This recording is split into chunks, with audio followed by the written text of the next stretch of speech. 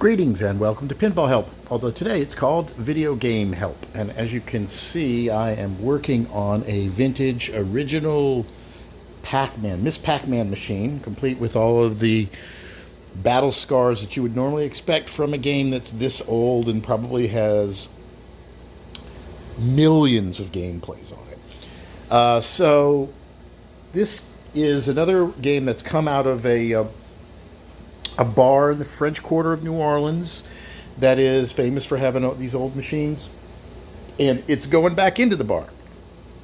And this is, there's a lot of people out there that look at these as museum pieces, but they are still actually out there being operated to this day the same way they originally were. And this is a great example of an old battle horse. This Pac-Man machine has got lots and lots of scars, and it's made its owner boatloads of money. And while the owner is definitely a connoisseur of video games, this is a workhorse. It's not a museum piece. It's designed to be there for people to play and enjoy the game. It's not for people to oogle over how pristine it is or whatever, but it should work, and it should work well. And I'm tasked with getting this thing back into service. It's been neglected for quite a long time. It's filthy. I'm sure that there's entirely new forms of life, bacterial life on this thing that scientists have yet to study.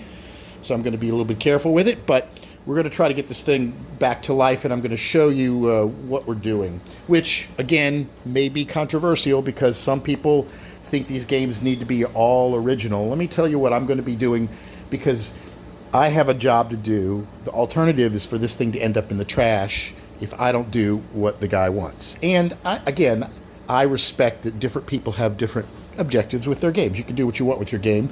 Ideally, you don't want to completely destroy a game. That's the worst case scenario. But if you have to retro mod it, I see nothing wrong with that. So let's talk about what's going on with this game and what the plans are for it. So as you can see, it's absolutely filthy. I'm going to try to clean it up a little bit, but that's not my main job. My main job is to get this thing working. So let's take a look at this.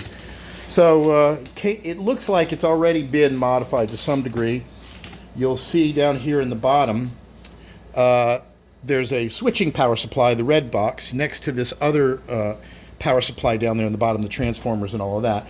The switching power supply has basically supplanted this. You'll notice there's no fuses down there. That's not really even being used anymore. It's primarily just AC line voltage going into the switching power supply, split off up to the top probably for a fluorescent light for the marquee, and then the switching power supply is providing voltage to the main board here. And then we have a CRT monitor in here. So let's take a look and see what we've been dealing with. So I've got it hooked up. We're going to turn it on and we're going to see what happens. So here we go. Let's go around here and take a look at the game. See what happens to this game, if anything.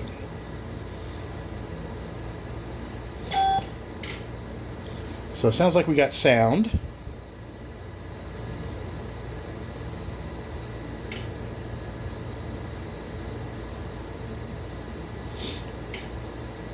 So it seems to start to boot up, and then it just resets again. Now there's a site online that a guy has, like the master list of all the troubleshooting things for Ms Pac-Man, and I went through that, and this weird garbage screen is a symptom of a bad ROM or a bad RAM somewhere in the game, but it also indicated that this isn't the way it shows up on normal Ms Pac-Mans. So this may not be a normal Ms Pac-Man, right? So let's take a look at what this actually is, shall we? So a lot of times when I come across stuff like this, turn it off.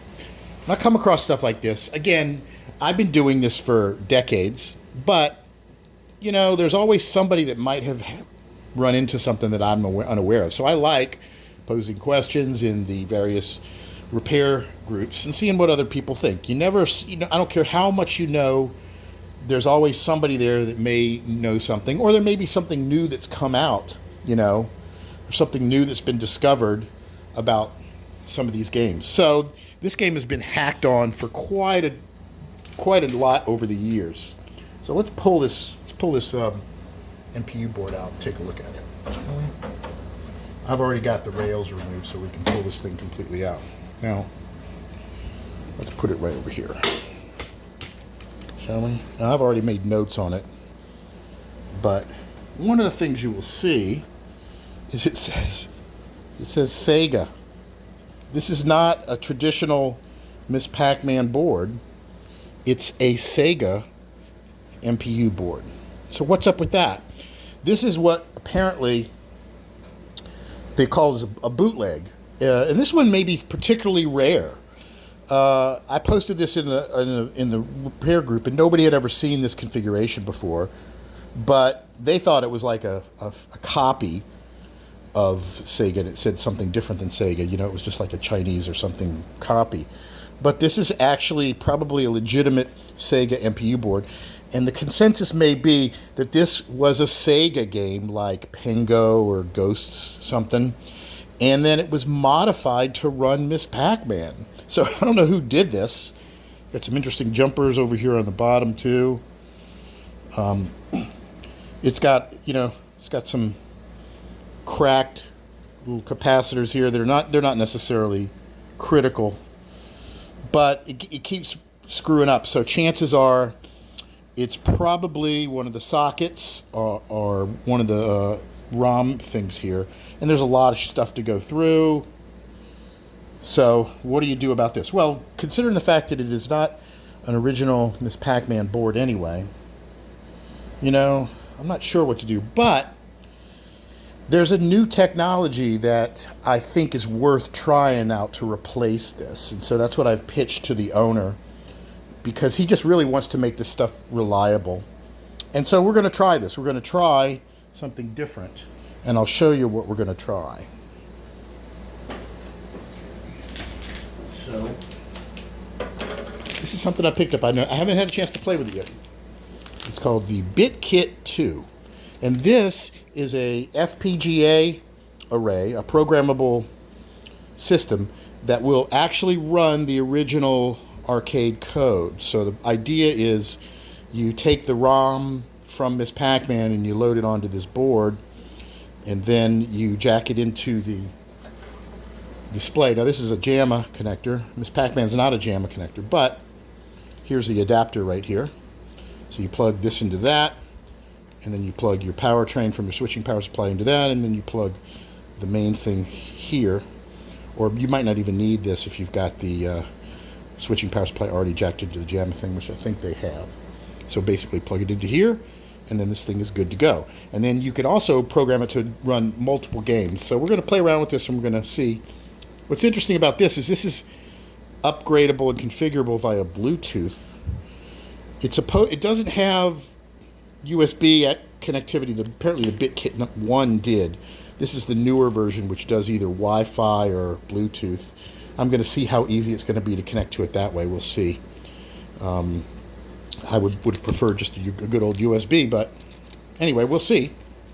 And in the next part of the video, I will probably demo this, and I might set up some kind of a little Jamma test rig that we can play with, so we can see how this game works.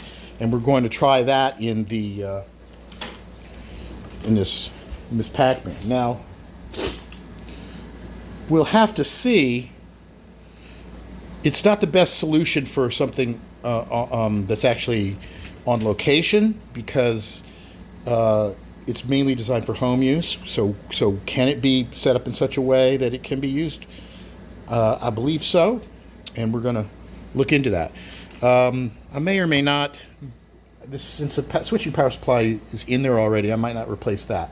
Now, we may also pull this monitor out. Although you could see from the monitor booting up, it wasn't too bad. So I'm going to talk with the owner about that. This thing might end up being replaced with a flat screen anyway, which I know a lot of people would be unhappy to see. But note that none of these monitors are getting thrown away.